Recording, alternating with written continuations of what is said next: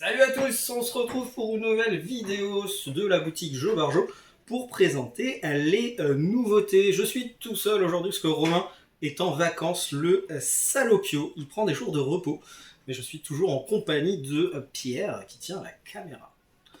Du coup, les nouveautés, vous pouvez les voir ici. On va commencer vite fait avec ma première aventure, la nouvelle aventure pour les enfants sur la piste du Dahu. Donc, je suis sûr que vous connaissez le Dahu, animal légendaire qui a deux pattes plus courtes que les autres. On peut le voir dessiné juste ici. Pour comme ça, il tient droit sur la montagne. C'est un animal fort intelligent, forcément. Comment ça se passe ma première aventure? Pour ceux qui ne connaissent pas, on commence forcément par la petite roue qui est tout en bas et on choisit son personnage préféré. Là, en l'occurrence, j'ai pris le personnage qui s'appelait Ivy. Petite particularité, dans celui-ci, on choisit en plus un animal. Donc j'ai Ivy et Barry, parce que le chien, c'était plutôt classe. On peut les voir juste ici, donc le personnage et le petit chien. Et pareil, dans celui-ci, on commence avec une jauge de courage que vous pouvez voir juste ici. Pour l'instant, je suis courageuse au niveau 2.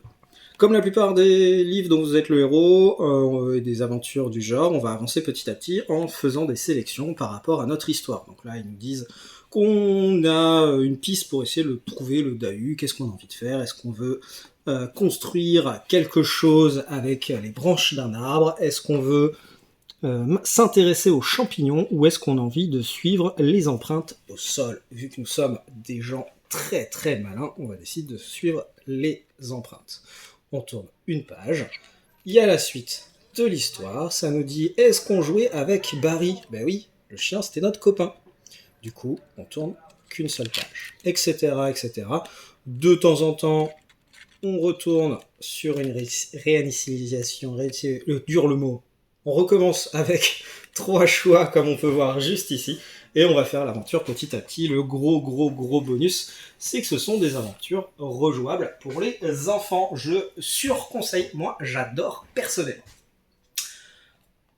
Un nouveau jeu qui sort un petit peu de l'ordinaire, Tribute, jouer avec le diable. C'est un jeu de rôle un peu particulier.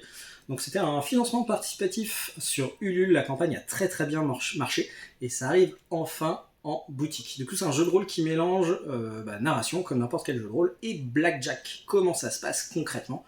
Il y a un joueur qui est le diable qui va donner des directives, une ambiance aux joueurs qui sont autour de la table et pour ça il va révéler des cartes. Si jamais il dépasse 21, le diable a forcément perdu. Quoi qu'il arrive, il va compter les valeurs des cartes qu'il a jouées et les joueurs en face vont devoir battre sa valeur, vraiment comme le blackjack pour ceux qui connaissent, c'est vraiment le même principe.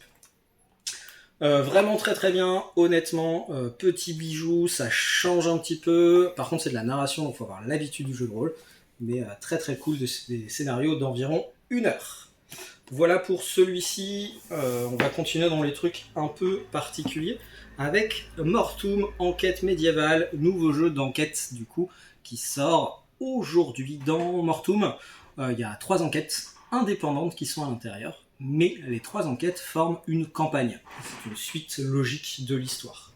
Ce qui est assez intéressant dans celui-ci, c'est qu'on va composer son équipe avec les personnages qu'on voit juste ici, et on va pouvoir les utiliser pour faire des actions. Mais les actions nous coûtent du temps. Alors, je vais devoir me déplacer pour montrer où on le voit.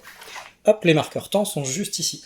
Du coup, il faudra faire attention aux différentes actions qu'on choisit, parce que ça nous coûte plus ou moins de temps, et du coup, le personnage ne sera pas activable pendant X temps. Vraiment très très cool. Après, c'est un jeu d'enquête classique. Petit à petit, vous allez dénouer et résoudre des histoires, et c'est vraiment médiéval, fantasy, vraiment très très cool. L'ambiance de jeu est fort sympathique. Une toute petite boîte que vous attendiez depuis très très longtemps, c'est le retour de l'extension de Shadowhunter, donc les personnages qui permettent de jouer jusqu'à 7 et 8 joueurs. Et il y a une carte barre de chocolat en plus. Attention, forcément un objet indispensable pendant votre aventure de Shadowhunters. Les 2 petits derniers, les petites boîtes, Cabot, un jeu où il faut retrouver la licorne. La licorne, c'est censé être ça. J'avoue, j'ai pas trop compris. Ou alors c'est moi qui ai vraiment pas compris. Ah non, la licorne c'est celle-ci, voilà, j'avais vraiment rien compris. Pour retrouver la licorne, on va avoir 4 cartes au début, face cachée.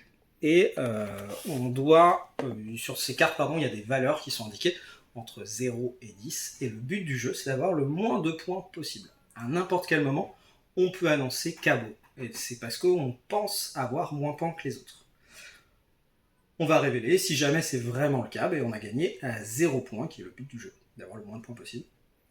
Et on va passer à une nouvelle manche. Petite particularité, du coup, c'est vraiment les illustrations assez mignonnes, parce que c'est un jeu qui est inspiré d'autres jeux, mais les illustrations sont vraiment cool, très faciles à prendre en main, très faciles, très accessibles. Vraiment, nous, on a bien aimé, on aime bien le design, un peu, voilà, on aime bien le design, sachez. Et pour finir, One Card Dungeon, un jeu qui se joue en une seule carte, un jeu d'aventure. On est dans un donjon, on découvre petit à petit les pièces, les monstres. On va devoir les affronter. Pour ça, on va utiliser nos dés qui représentent à la fois notre puissance et notre portée. Et on va se déplacer petit à petit dans le donjon. Le donjon a 4 niveaux, donc il va évoluer petit à petit. Je vais vous sortir la carte parce que hop, celle-ci c'est ma version. C'est mon exemplaire, du coup il est ouvert. Hop, et du coup on a le donjon de niveau 1 qui était juste sous mes doigts, qu'on peut voir juste ici avec le boss. On aura le donjon de niveau 2 quand on l'a fini, qui pareil il est noté juste ici avec le squelette. Le donjon de numéro 3 avec l'espèce de troll juste là. Et pour finir, le donjon niveau 4 avec un démon. Et du coup, c'est vraiment un jeu qui se passe en une seule carte, et vous allez avoir vos personnages qui vont vous donner des bonus et des avantages. À vous de vous débrouiller pour résoudre votre aventure et sortir vainqueur de cette aventure, de cette histoire. Voilà pour moi, j'ai fait le tour de toutes les nouveautés. Que dire samedi, donc demain, au bar à jeux, on fait des initiations et des tournois de Flesh and Blood, pour ceux que ça intéresse, encore une fois. Désolé, nous sommes trop hype par ce jeu, on n'arrête pas de faire des événements dessus. Et puis voilà, j'ai tout dit, il me semble que j'ai tout dit. Je vous souhaite une très bonne journée, et à bientôt.